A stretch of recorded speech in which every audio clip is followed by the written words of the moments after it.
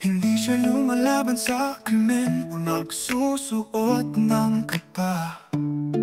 Hindi siya nakakabasa ng isip o nakakalutang sa hangin. Pero sa bawat pagkakataon na kailangan ng mundo ko ng pagliligtas, siya ang aking Superman.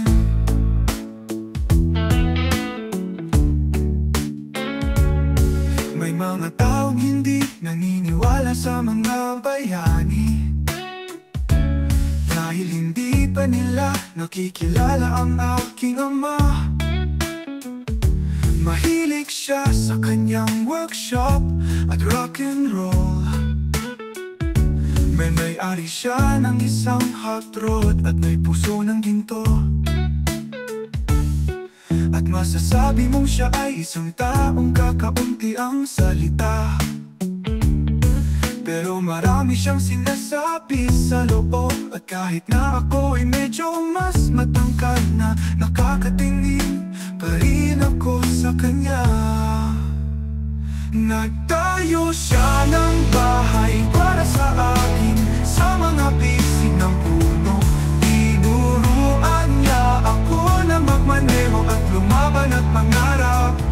Kapag tumitingin siya sa aking mga mata,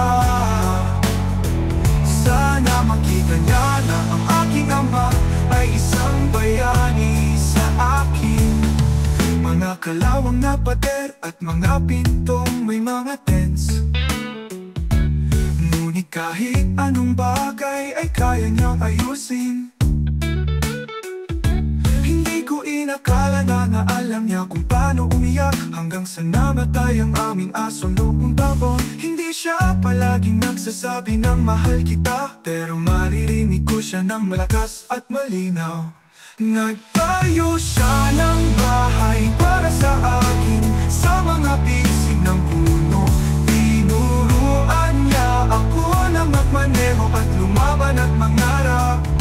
Kapag tumitingin siya sa aking mga mata, sana makita niya na ang aking ama ay isang bayani sa akin.